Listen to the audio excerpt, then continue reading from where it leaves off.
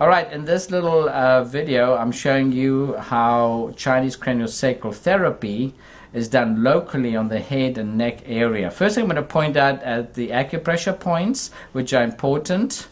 Right between the eyes is yin tongue, which is a calming point. It's also good for sinuses.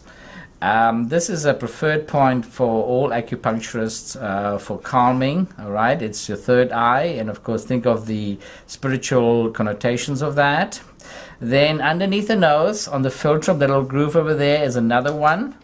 This is governor vessel 26. It's an emergency point if people get dizzy and also if they're very unfocused. So again, I'm going to place my finger right over there, so it's in the top third of the groove. Okay, then I'm going to move my finger down below the lower lip, and there's another point, conception vessel point. Okay, that's 24. That's also a point for mental issues.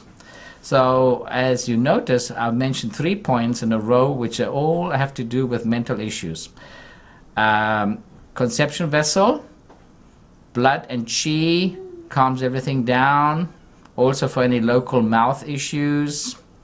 Governor vessel 26, an emergency point, is also great for back pain, really bad pain that forces the client to bend over in pain.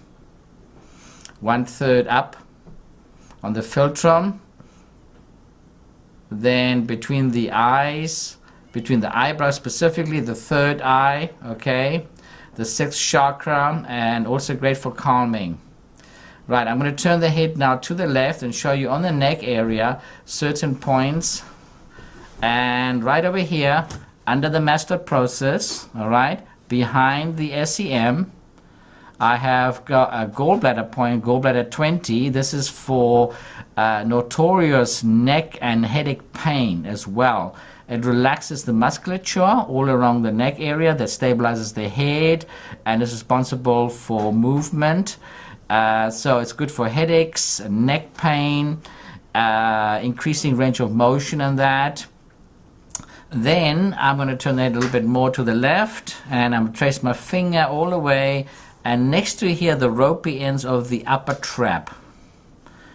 We have UB, urinary bladder number 10. You can feel where the upper traps actually insert over there. And of course, a little bit more in the center, there is the spine itself. Now, 0.5 sun up, that's half an inch, human inch, from the hairline. So let me just stabilize the head. There's another point, governor vessel. And you can actually feel the indentation. We all have that indentation. So in class, you will have seen how I point that out. This is governor vessel 16 again for mental issues and headaches.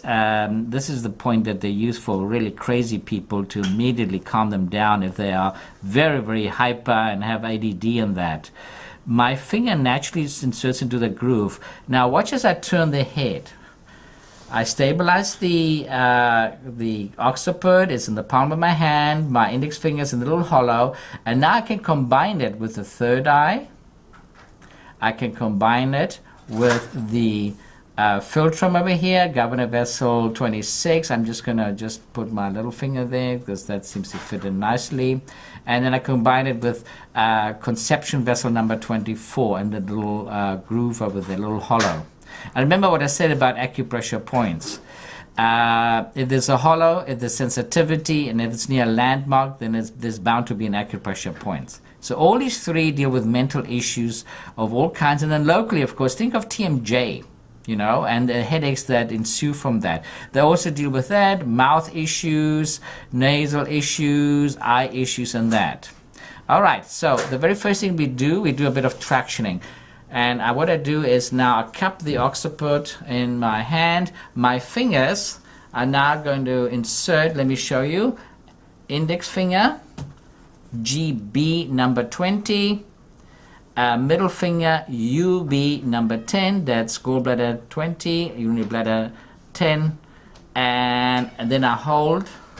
And what I'm going to do is I'm going to do some tractioning. All right. So Kira, I want you to take a deep breath in slowly.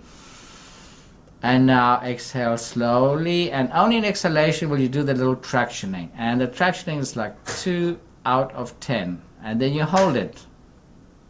Okay, inhale, exhale, and now inhale, exhale at the same time.